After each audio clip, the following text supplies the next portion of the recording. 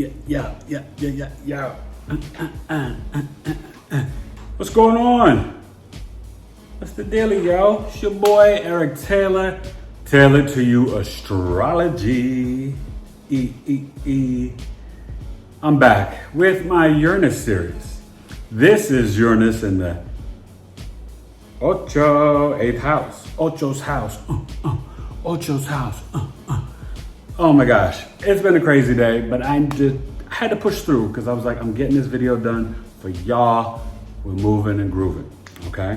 So break down Uranus, 8th house, some of the famous people. Let's do it. Uranus, William and Caroline Herschel, 1781, 84 years through the whole 12th house zodiac wheel. Spends about 7 years in each sign. It's currently in the sign of Taurus, so you can look that up on your natal birth chart to see where it is in transit. Uranus, what does it represent? Lightning, thunder, tsunamis, flooding, electricity. It's sociology. It's the motherboard, right? The central nervous system.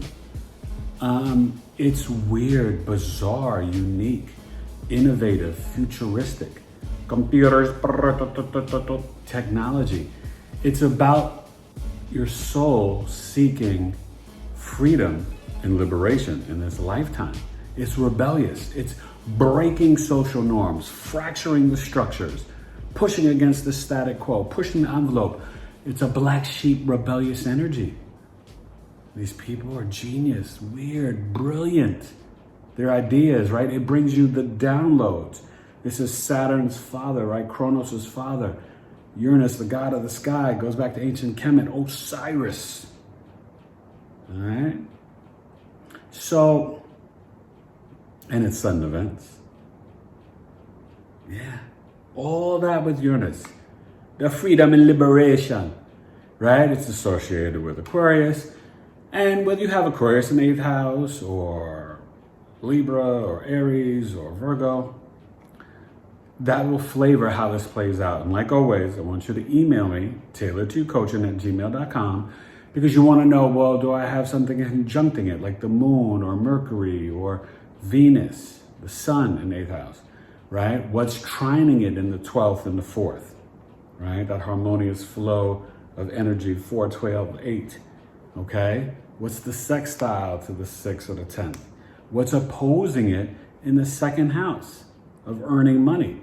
Well, what's the 8th house? It's other people's money. It's debt, taxes, the IRS. Death and rebirth, inheritance. This is the merging after the marriage, right? Deep intimacy, power, control, obsession, manipulation, sex. And it's anything hidden, secret societies, right? Occult knowledge, ancient oils, doTERRA, things underground. We're talking about astrology, numerology, tarot, Reiki, tantric sex, like tantric, yoga, all this stuff. Also, what you're going to see here is that thin veil between death and rebirth. So with Uranus here, we'll get into that. Let me give you some of the famous people. Ava Gardner, Marilyn Monroe, Hugh Jackman, Ellen DeGeneres.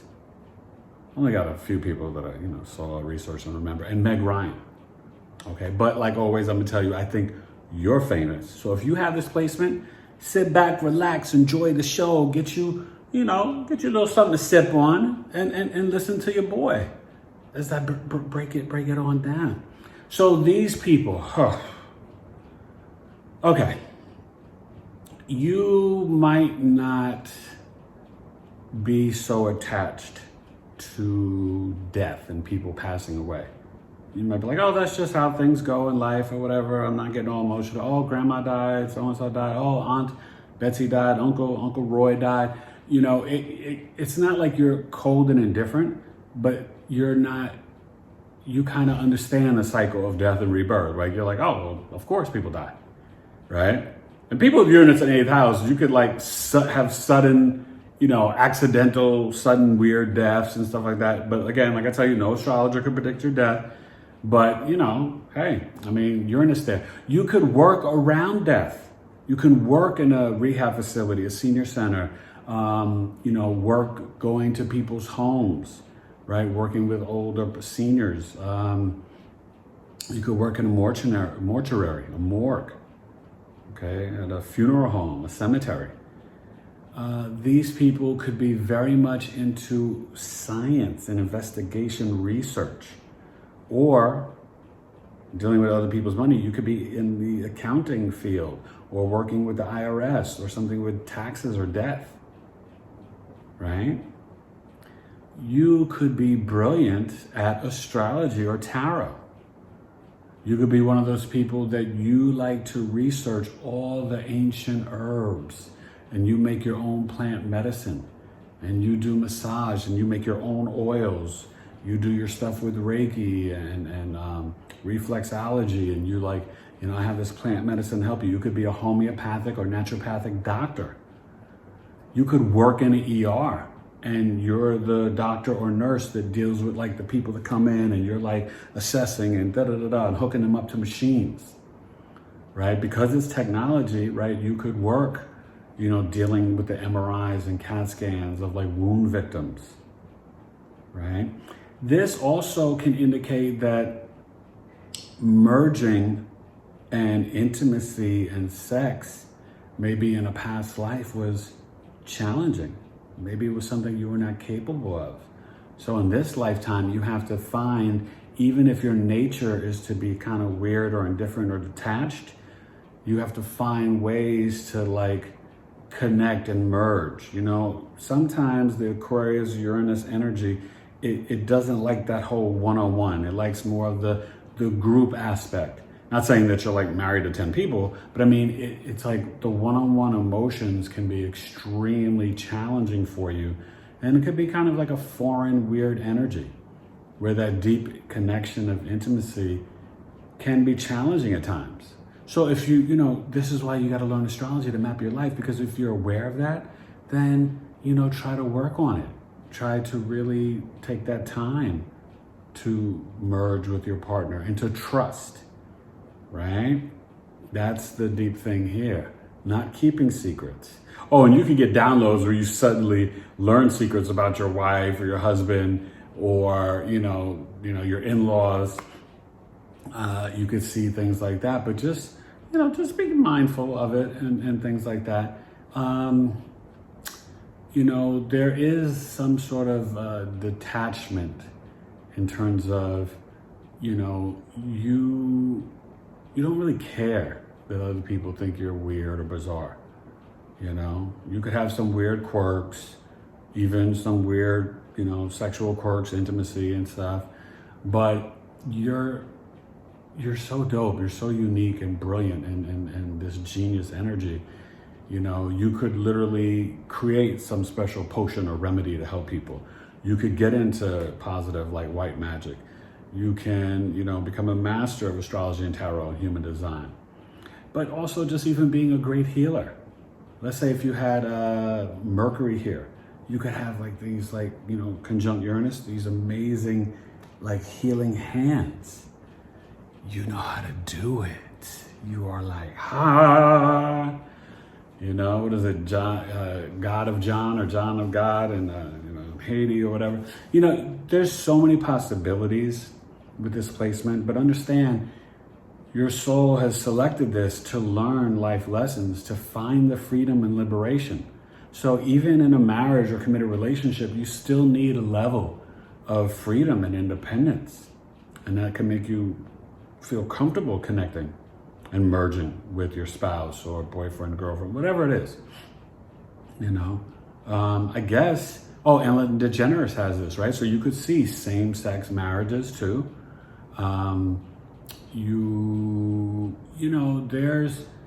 There's this almost expected energy here where you expect the unexpected. You know what I mean? You expect there to be some chaos and sudden events all the time. Friends, boyfriends, girlfriends, just sudden breakups. You're just yeah, the other shoe's gonna drop. This one don't like me.